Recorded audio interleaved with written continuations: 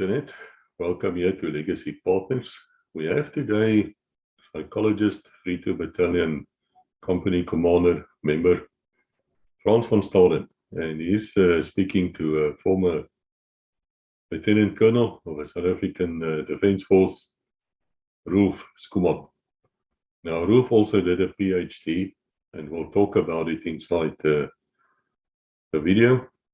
And he has ideas, and he's using his own life in how to cope with what happened during the border war and what some people say was a betrayal afterwards. Now the problem is, as you will find out in this video, is that it's playing off in your head. It's just carrying on. There's a lot of us who can't make peace. And there's a lot of us who are suffering because of that. Now, in Legacy, we have different views. We have different opinions. So what follows really might bother some people if you're a little bit conservative and more to the, I want to use the word right wing, but if you're a bit more conservative, it will probably bother you a bit. But I think we should learn from each other. And I think it would be wrong not to hear alternative views and other views as well. Because at the end of the day, the only way that we can actually understand or come to a conclusion of anything is to hear all sides. So let us listen to what these two have to say. I think it's a fantastic talk. I certainly had my eyes opened at some stage. I was also a bit frowning at some stage, and that makes it a very good interview. So I'm going to leave Roelf Schoeman's details here, so that if you wish to contact the man and discuss it with him or hear how you can be assisted by him, then please do so. And I wish to thank both gentlemen for their time and their willingness to come and speak to us at Legacy. So it is over to Frans van Staden. He'll be leading the conversation, and I'll be sitting here in the background saying nothing. Good morning, Internet. Welcome to the session today. My name is Frans van Staden. I have the privilege of Dr. Roelf Schoeman, Lieutenant Colonel in the South African Defence Force, talking to us today about healing and getting to closure and dealing with trauma and trauma resolution for military veterans. So Roelf, welcome. Thank you for being available today. So I want to kick off by asking you, so what is your motivation for participating? Thank you for this question, Frans. You know, our national service veterans were not diffused after the armed struggle and not prepared for the impact of the transition of on their lives after 1994. Consequently, many of us still experience this unexpected emotional distress, anger, sadness, frustration, and depression triggered by different triggers such as the memories of the border war and the armed struggle. Therefore, although the war is over, some of us still have to understand and make peace with a war raging inside of us. In this regard, I want to share the following as part of my journey of making peace with the war inside me. If you want to experience healing of negative emotions and memories, you must get out of isolation and share your story. You are not alone in your struggle, and help is available. And this is the first point that I just want to discuss with you today. I also want to encourage you to search for your brothers in arms, because I will show you what it meant to me when I really meet this new veteran families. You will be surprised on how many veterans and veteran organizations are supporting one another and will welcome you in their midst. I also want to encourage you on understanding and telling the negative aspects of your story that you're battling with in a safe space. And lastly, if you've experienced healing and finding meaning and even finding peace on the war inside of you. I want to encourage you to share your journey with other people that's still on their own journey of making peace and to support them. Thank you, Roelf, and I'm glad about that we can hear that topic today, because it's about healing yourself, but also then helping others after you achieved some healing and getting rid of the ghosts of the past. So before we go into that topic, let us hear a bit more about Roelf Schoeman. So let's start from the beginning and tell us a bit more about yourself, please, Roelf. Yeah, I just grew up as a farm boy, on a small holding 10 kilometers outside Brits in the northwest. Initially, I attended Bokfontein Laerskool, where all the boys were only enough for a rugby team. My friends after school were black boys of the farm workers, my dog Rex, and my horse Bless. Eventually, the school closed down, and my last years I spent in the primary school of Brits Laerskool. I was the only son of two sisters, and for that reason, my father enrolled me into Crocodile Drift West Boxing Club to empower me with the necessary skills to defend myself against bullies. I loved music, and my mother convinced me to take piano lessons. But I did this in secret because I was scared of my friends, that my friends would find out and they would teasing me. I even participated in a talent competition singing a solo, but that was actually a disaster and a story of time on its own. My father and his brothers were storytellers, and during family meetings, they were always entertaining us with stories of mischief during their childhood. My father was also interested in history and collected many stories about the details of the Groot Trek and the Anglo-Boer Wars from his parents, grandparents, and my mother's parents and grandparents. And it seems as if my father was convicted that I should hear these stories so that they could not be lost. I enjoyed these stories about the history of the Afrikaner nation, but never realized the impact of these stories, the impact of these stories will be on my life later on. The emphasis of these stories on the suffering of the Afrikaner was actually harming me, and I didn't realize that this at that moment. By listening to these stories, I actually experienced historical trauma without realizing it. And I will later on just discuss this a little bit more. Thank you. So stories were clearly a part of your life from beginning, and it's also a part of your life now.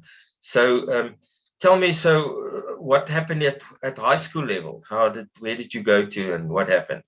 Yeah, during my high school, at Brits High School, I was in the school hostel, and what I've experienced from all my stories of my father was that the English people, they're actually the enemy. So in that hostel, luckily there was only a few English people in the hostel, and even at high school, I was not, paying attention on English because it was the language of the enemy. So it's interesting of the influence of the context that you grew up also on how you're reacting. I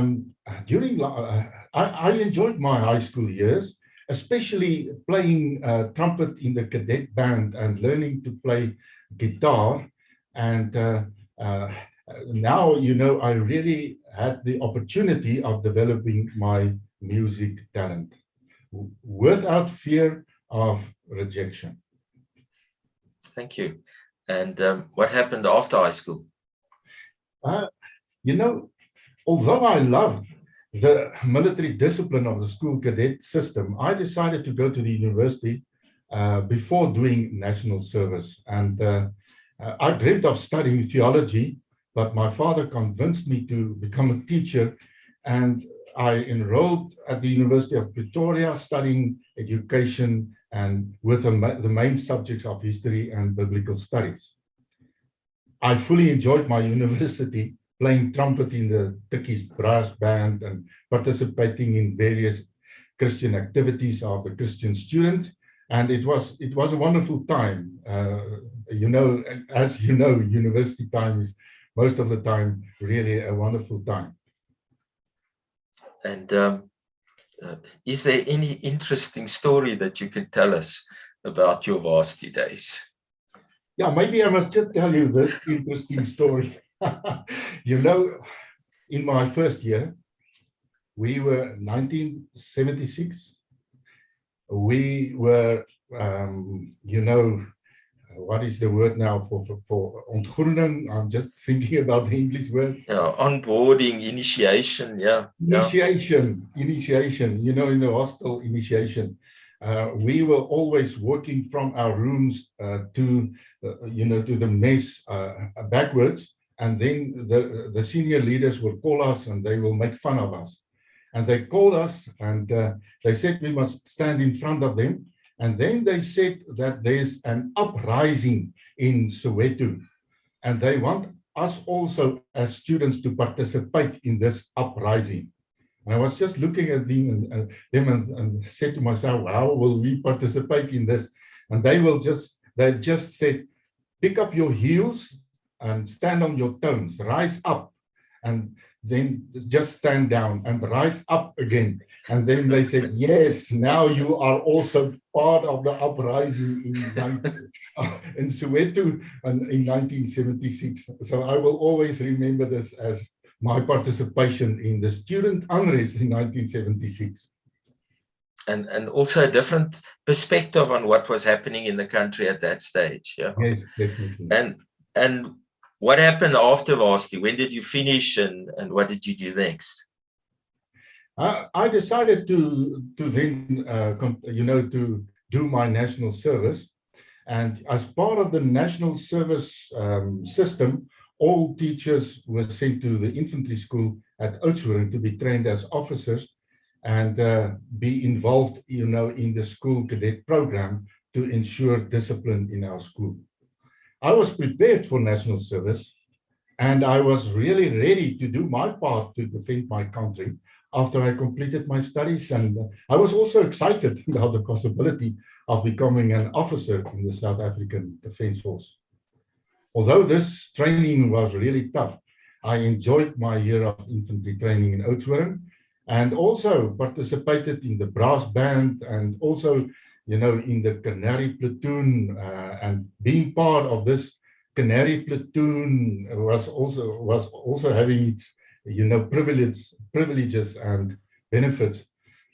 For instance, during our field training as section leaders in the winter in the Waterberg, the Waterberge outside Oudtshoorn, our band were withdrawn to participate in a funeral of a fallen soldier. The members of the choir were not supposed to come with us, but they took their chances, and they were lying low in the bungalow while we were practicing. However, our company sergeant major caught them showering, and we just heard this unexpected, loud and strange singing from our bungalow bathroom, with the sergeant major shouting with a very loud voice, "Sing, canaries, sing! Sing, canaries, sing! Sing louder, canaries!" While they were actually taking a very cold shower because of, being in the bungalow at the wrong time. I think in the winter in Oudtshoorn, sometimes a cold shower in a bungalow is better than the cold rain and the snow outside. And if you reflect back on your national service, that was now the first year in Oudtshoorn and so on. What were some of the best and the worst of your time in the military? Frans, I decided to make the best out of my national service. And, as a devoted Christian, I asked God to send me where He wants me to be. And to my surprise, I was then sent to the Caprivi as some sort of Captain Caprivi or grensvechter, if you can call it that. And I was not expecting to do that, and I thought this is going to be worse, but actually it was a wonderful adventure. It was actually one of the best years of my life. My time in 701 Battalion at Mapacha in the Caprivi strip, the strip of this, former Southwest Africa, was really a time of personal growth, finding my own identity, and I became second in command of one of the 3 companies of 701 Battalion, it was really a time of building my own character away from home. The bad thing about this whole war experience and experiences of my national service was the ugliness of the war in Ovamboland. Now, at the beginning, I was disappointed with the SWAPO because I thought they were cowards, because they were just attacking us when we're not expecting it, and then ran away. Sometimes we were doing patrols for days, even weeks, without an indication of where they are, and then all hell will break loose for only a few minutes when they ambushed us or threw mortars at us from a distance during the night. So the bad thing about my national service, especially the second year, was this ugliness of war. It was sad to see what's happening to especially the local population and how they were suffering because of all the damages of all the landmines, anti-personnel mines, and skirmishes, around their homesteads. Some of the sad things that I just want to share was, for instance, I've seen a baby dying in the sick bay in our base because of an injury with his mother when they detonated an anti-personnel mine aimed at the doctor from our base that was supposed to visit the clinic in the village next to the base that morning. I also experienced the fear. I saw the fear of young, unexperienced 18-year-old platoon commanders before they were court-martialed because of the mistakes they made by not obeying the standing operational orders, resulting in the death of members of their platoons. So I could just continue about this ugliness of war, and that was just one of the sad things of my national service. It seems you witnessed a lot of trauma during that time.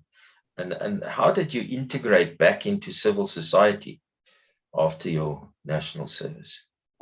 Yeah, back home, I bought a brand. What year was that? Sorry to interrupt. This was in 1982.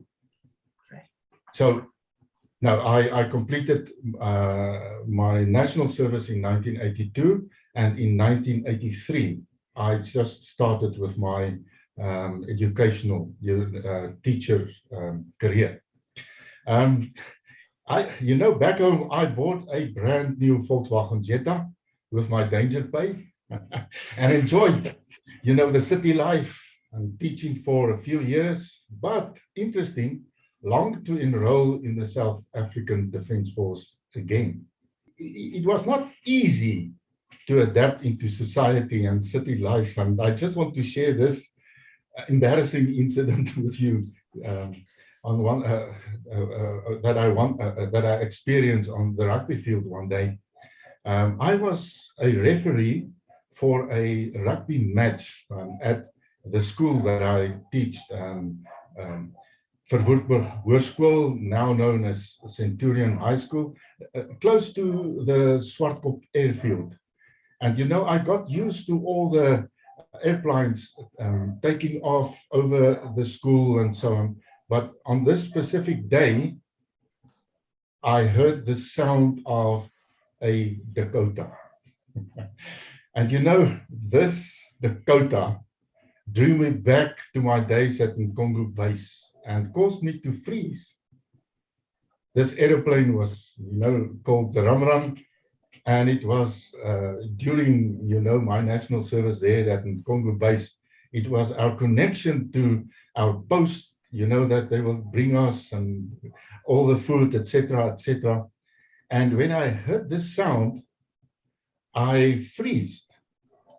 And while I was freezing, one of the teams was making a mistake, and I got out of this flashback and realized I must now see what's going on. But then they scored as a result of this mistake, and it was really an embarrassment for me, And I sometimes I experienced some of these flashbacks for about 6 months until I was just, the bush was actually out of me, and I was really adapted into society.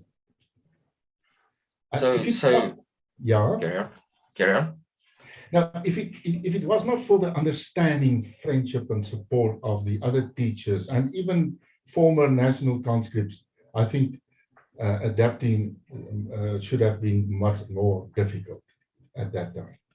Okay. So, I mean, you also were affected, although not directly into the trauma. You also had those affected by it, and that took some time to work out of your system through the help of others. And Yes. What happened then in terms of your career?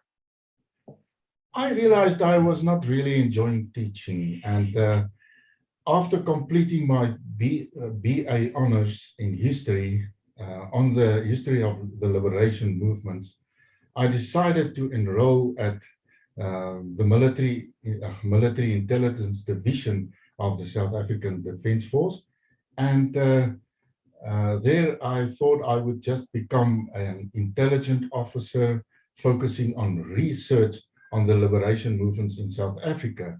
But my timing for this career was, however, not good.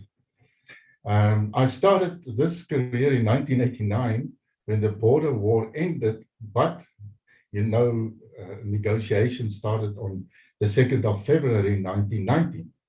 So the focus at that stage was on the armed struggle and in South Africa, and I didn't really realize what was expected from me and what type of work I would actually do in the military intelligence division. Now, how did you cope with that situation? I was not prepared. I was not prepared for, all this devastation of the counter-insurgent war and all this ugliness of the violence in South Africa. And I was really feeling helpless, hopeless, and distressed because I was not prepared for what I was really doing. I was actually part of a peace monitoring unit, and I had to process detailed information of client violence and human rights violence by all parties during this transitional period. And I was not prepared for the impact of all these information on myself as a person.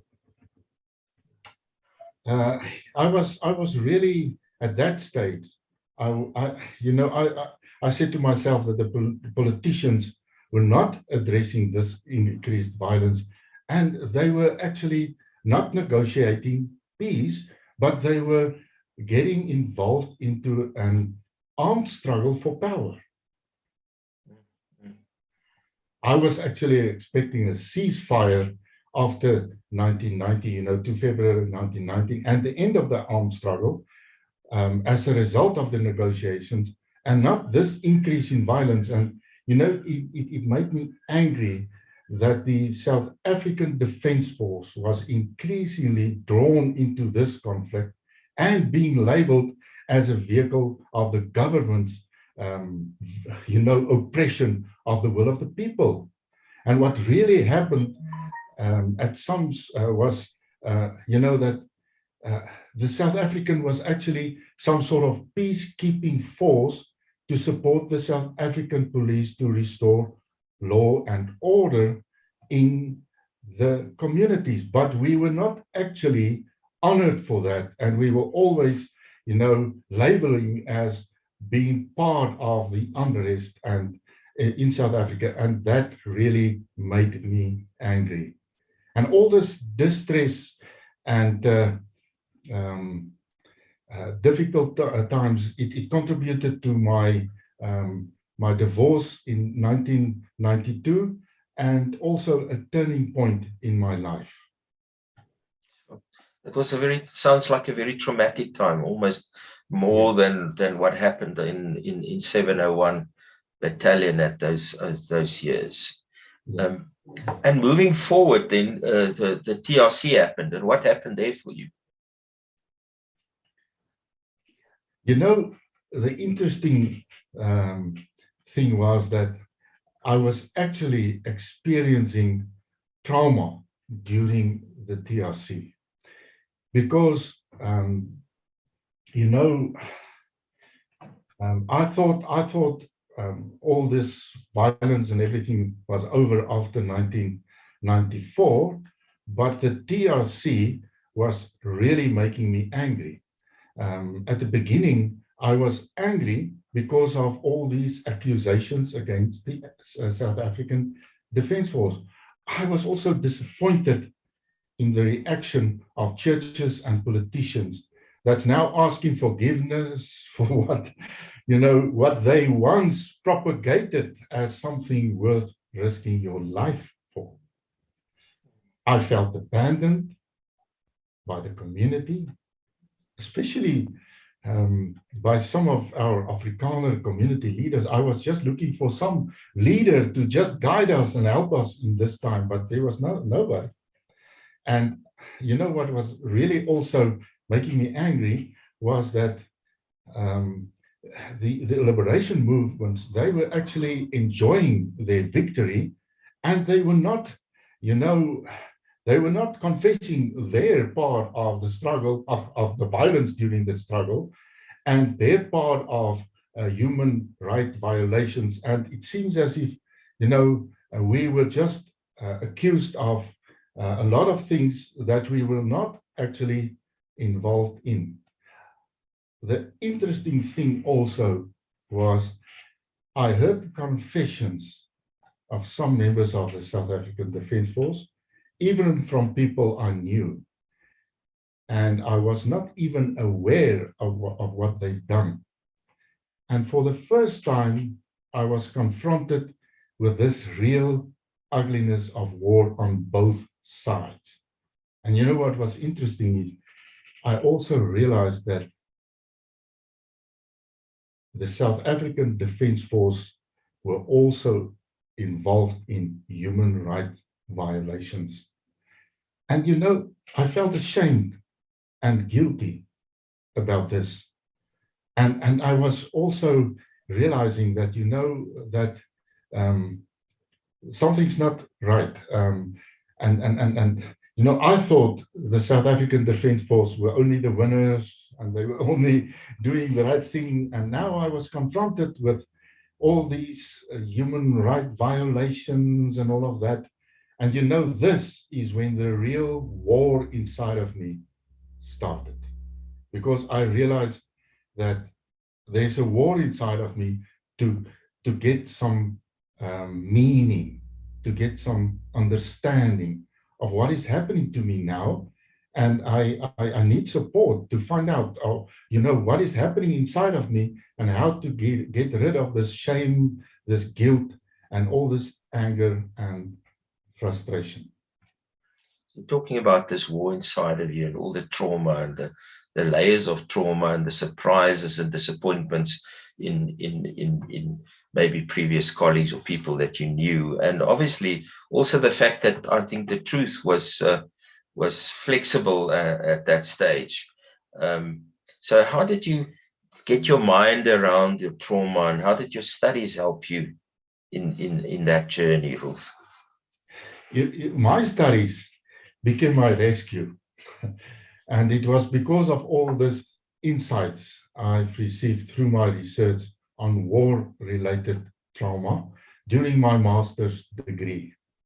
And you know, the wonderful insights of what's happening to us at that stage was also when I studied what's happening, you know, to the military veterans, and the similarity between what happened to the military veterans and also to us. And in that regard, I want to just read to you this quote of the psychiatrist Judith Herman, because she wrote a book, Trauma and Recovery, and it's a very important book on working through trauma. And listen to what she said. At the end of the war, Vietnam veterans suffered a traumatic experience. Upon their return, they did not receive recognition for their sacrifices, but was caught up in a political conflict that should have been resolved before the end of the war.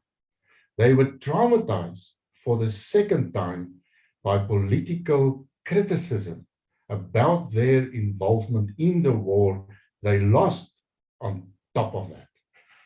And when I read this, I realized this is what happened to us. We lost the war and we didn't receive the recognition for all the sacrifices. And then I realized this is one of the main reasons for this war inside of me, because I want recognition. I want to just, you know, get a better understanding of what's happening inside of me. And now for the first time, I understand my own trauma and my, what we call, moral injury better. And this moral injury and the trauma that you were experiencing, how did that, the insights of your experience up to that point and the journey around storytelling help you as a person? Yes, you know, that was also the wonderful rescue for me was, you know, the whole narrative approach that I learned about of telling your stories. And, you know, I've learned about, I read about this, telling your stories and all of that. And then I said to myself, I must tell my story now.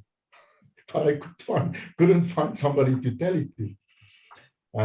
I even decided to write a book about my experiences, but at that stage, a publisher said to me, no, this book won't be popular because the people is keeping quiet.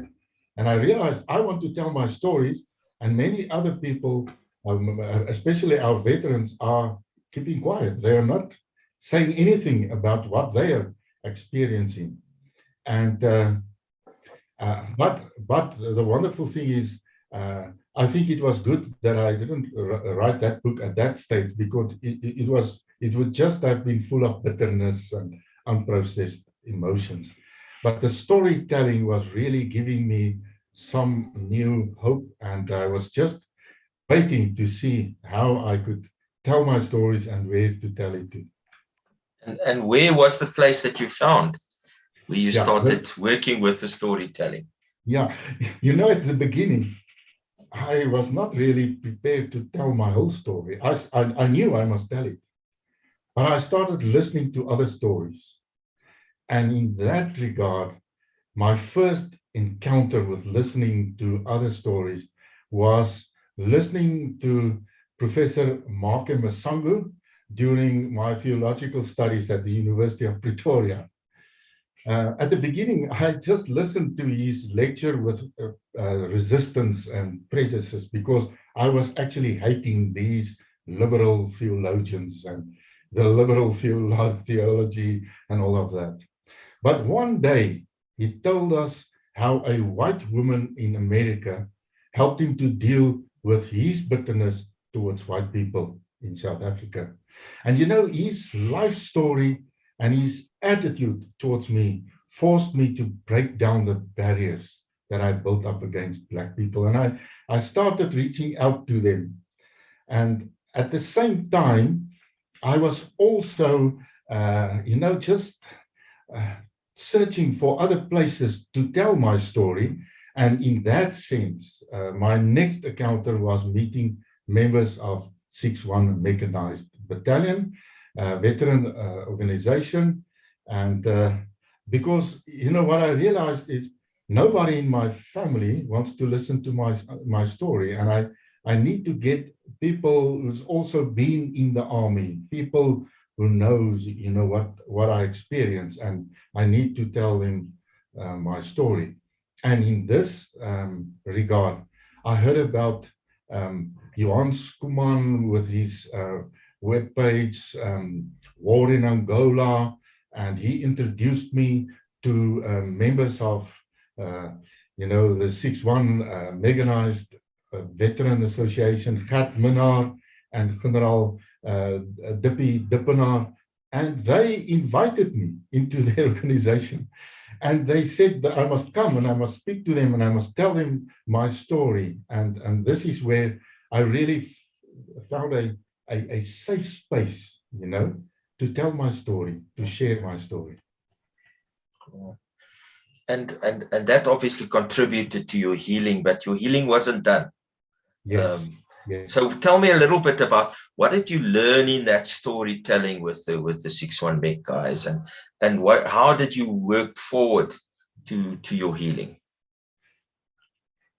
You know, I found a safe space in, you know, within this group at the Skouwerskier on the where we, you know, we're telling all our stories. And you know, I'm really so thankful for what, you know, the safe space that 6-1 Mechanized Battalion gave me to tell my stories. And by doing that, I found this new identity.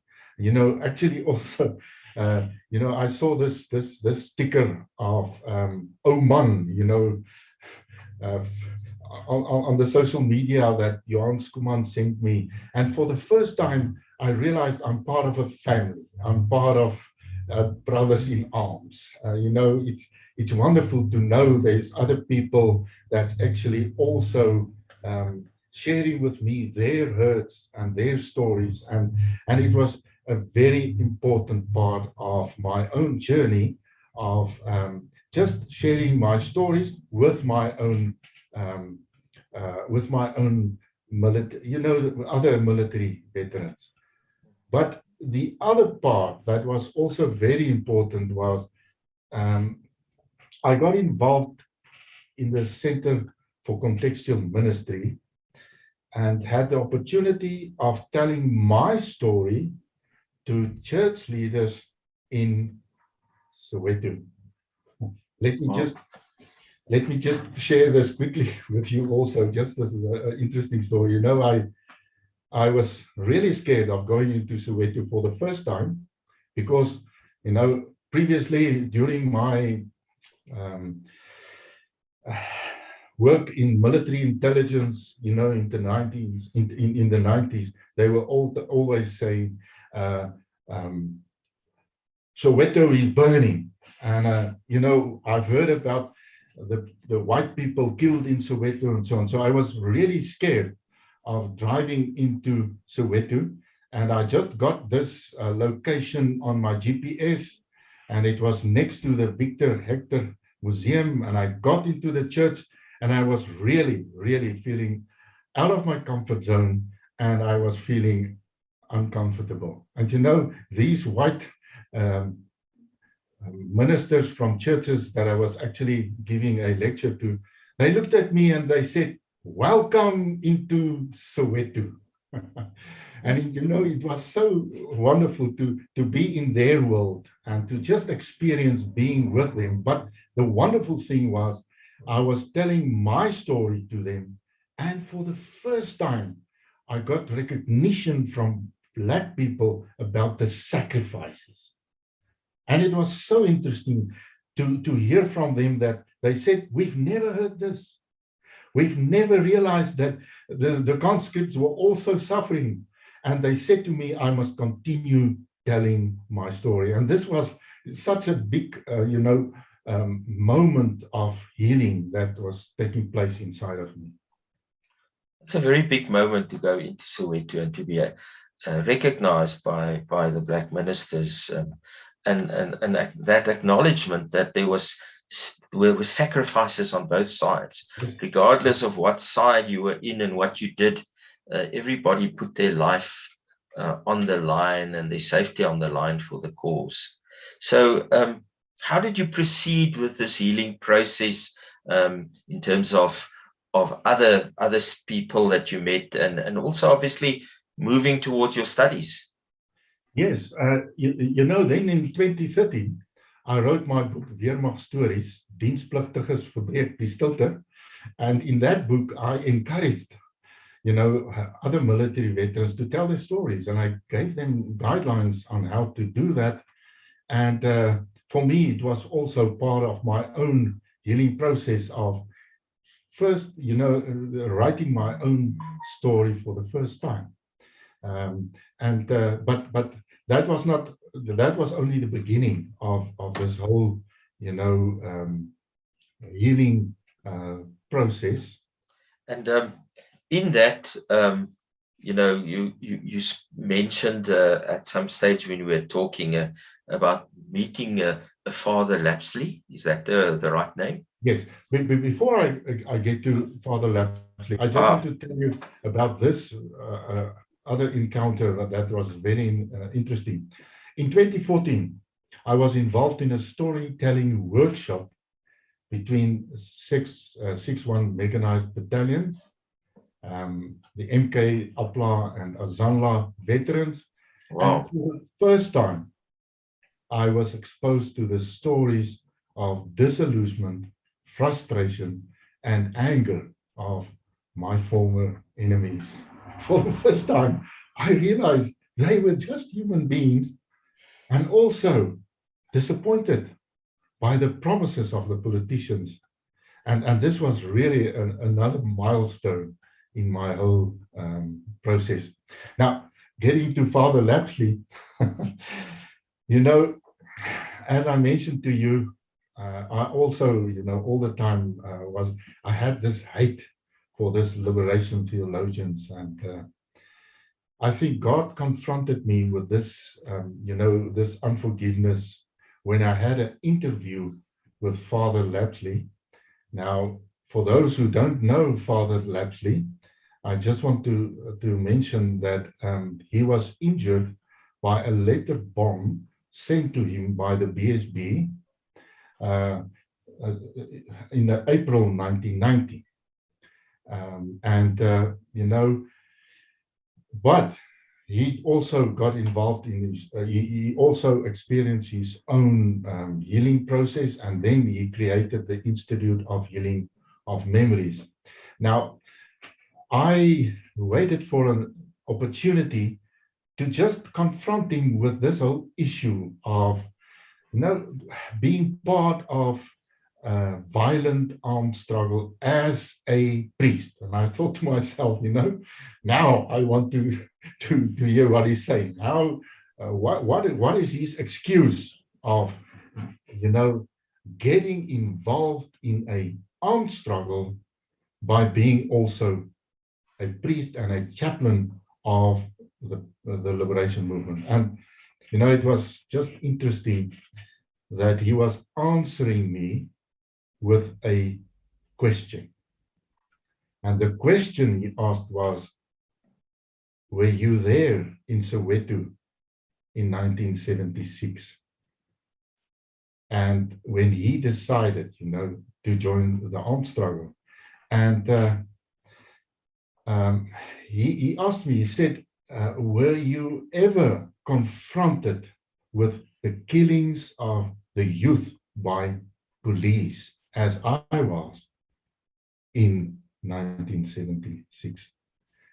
He also asked me if I was also involved in informing parents that their children were killed or taken into custody by the police, as he did. And while listening to his story and seeing all the damages caused to his face, and having lost both his hands after opening the letter bomb sent to him by members of my defense force, I felt ashamed. Yeah. And I really felt guilty of what was done to him. And I also, for the first time, understood his actions. Yeah. And how did that journey proceed, and where did you move forward since after that?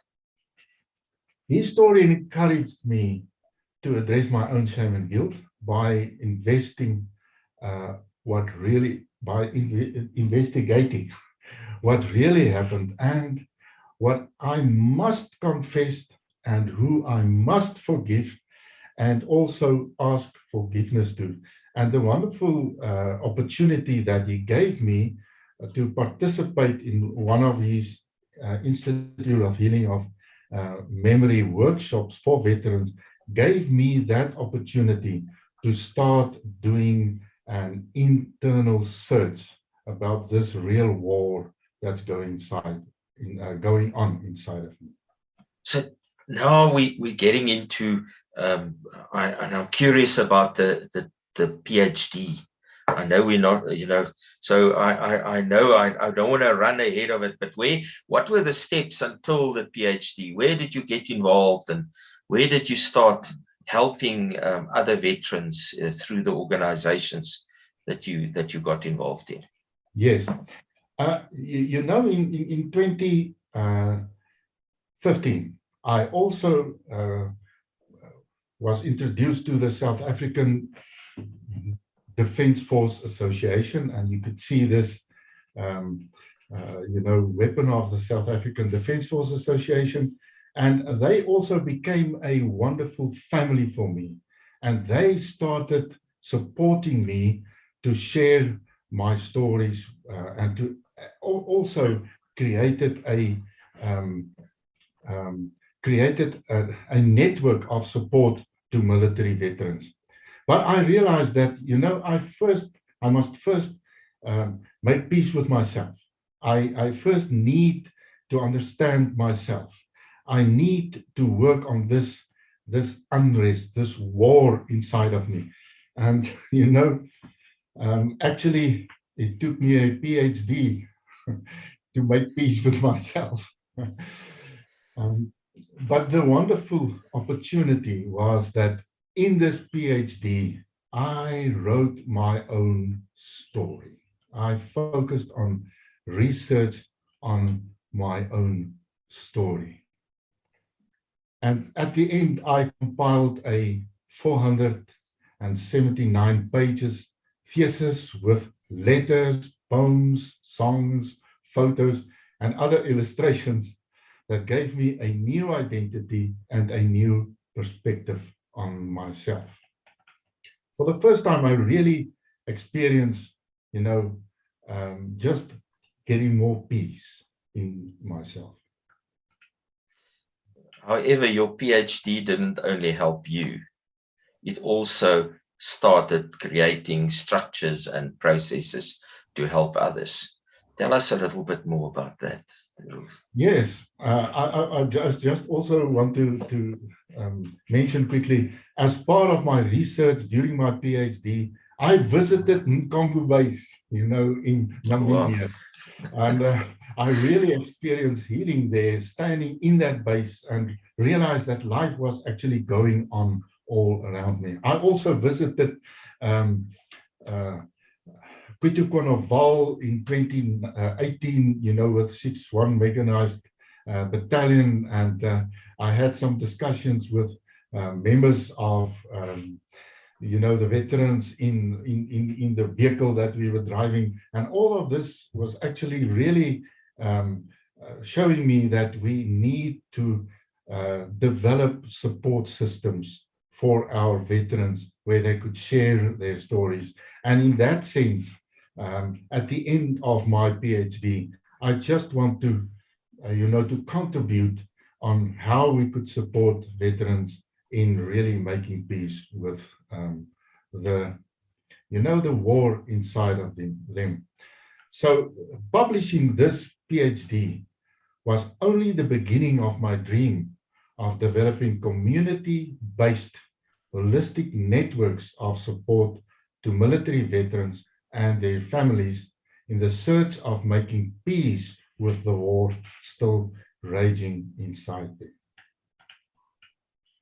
And in that journey of creating these groups of helping people, are there some stories that you want to share with us about how this has helped and how that has changed lives and so on? Yes, I think that, let me just mention this about moral injury. And what I've realized in this whole process of telling stories, you know, many times our veterans are focusing on the good stories, winning the battles, and, you know, being in control. But during one of our workshops, one of 32 battalion members, he came to us and he said, you know, people said I'm a hero and I received all these medals. Yes, I think maybe in their eyes I am a hero, but I'm not feeling like a hero because I've been involved in an ugly war and I've done things that I'm ashamed of. And I just want to share this and I just want to get rid of this. And you know, we supported this person to confess what he was ashamed of, feeling guilty about. And during that time, I realized that this is what we must focus on during our storytelling. Not only telling, you know, the good things, but telling those things inside of us that we're ashamed about, that is keeping us awake at night. That is really, you know, being a war inside of us. And in that sense, we just want to create these safe spaces where our veterans could speak about this and really experience healing, because we've seen what happened to them the moment they start really opening up about the things they're feeling ashamed of. And Roelf, if there are veterans watching this program and they're looking for that help, they want to share, they want to heal, what can they do to, and who do they contact to become part of that group? Yeah, they're welcome to contact us at the South African Defence Force Association and HOMPO, where I'm involved in, because we have a lot of different, you know, initiatives where they could really become involved in. Because let me share this with you. You know, one of the things that I've learned also in my research is that social engagement is very important for you to be able to handle trauma. So what we creating is, you know, we want to support people to get involved in a group in their area where they could enjoy life with, you know, and just playing golf or having a breakfast. And, you know, it's important at this stage that our veterans get together. And in that sense, we are involved in a lot of these initiatives through the South African Defence Force. And then also, if they want to attend the Healing of Memory workshops of Father Leslee, they could also contact me. They have workshops all over the country from time to time, and I could also, you know, give them the information about this. And this is free workshops over a weekend. So, and then also we have other support. So they are so welcome to just contact us and to speak to us about this. Thanks, Roelf. And what we'll do is we'll also post the contact details of these parties so that you know, you don't become a post office, but they were necessary to contact you as well, and then Father Leslee and other organizations. So moving towards what's the future for you, and what are the plans for you going forward?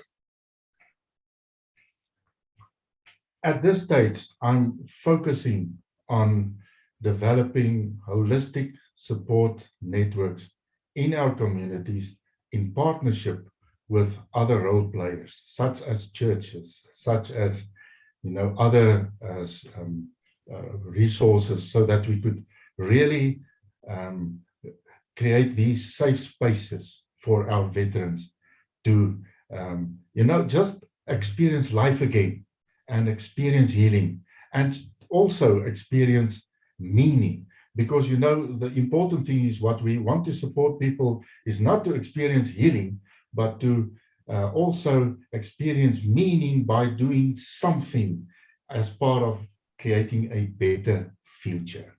So in that sense, I'm focusing on developing these safe spaces where we could support people. And from there, we have different role players also supporting us in achieving this.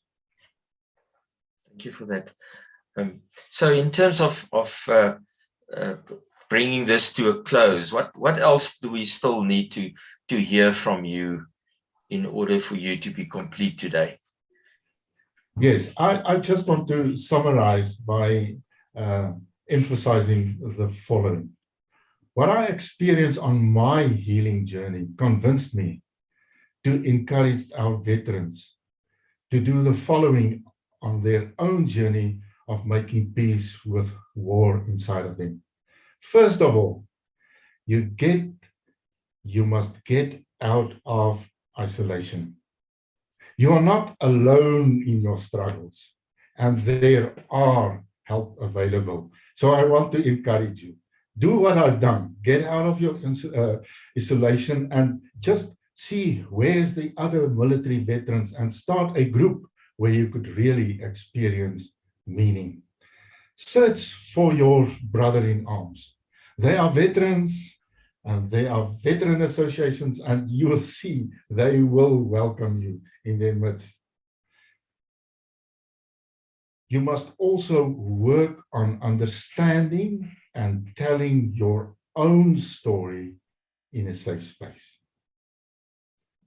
It's very important for you to do that so that you could also experience healing. And then lastly, you must share your experiences on how you made peace and encourage and support other veterans to do the same. Go and get those friends of yours that's still in isolation and get them into support groups and support them in finding meaning and also making peace. And in this regard, I want to conclude with the following two quotes. First of all, it's a one of Rumi, and she said the following: don't be satisfied with how things have gone with others. Unfold your own story. Your story is not over yet. Start working on your own story, and you will be surprised on what will happen because of that. And then lastly, this is also at the end of my PhD thesis, and I just want to quote this from also Lieutenant Colonel, retired Lieutenant Colonel, and his name is Bill Russell Edmonds, and hear what he was saying. Writing gave me the means to live with every painful experience, rethinking every thought, every word, and every choice, until I was able to create the meaning of my experiences that I required, so I could put my memories where they belong, in my past. Healing from moral injury is thus possible, but it can be a long and lonely journey, especially if the injured remain quiet. The very first step then, before any healing can happen, is to break the silence. Well, Roelf, I just want to say thank you very much. Thanks so much for sharing of your wisdom today and sharing of your own life as an example of what is possible, and to be able to resolve and heal trauma in the end through storytelling, knowing, being aware of it, and also rubbing shoulders with other veterans. And thank you for that today. I also want to thank Koos Kotze and Legacy Conversations for creating this platform where veterans can tell their stories. And I also want to invite other veterans from all sides of the liberation struggle, to please take this opportunity and come and tell your story. It is necessary for healing in our country and for moving forward, and to maintain the strength and the value that military veterans can offer our society. Thank you very much, and have a good day. We invite you, please seek help. Don't be isolated. Have a wonderful day.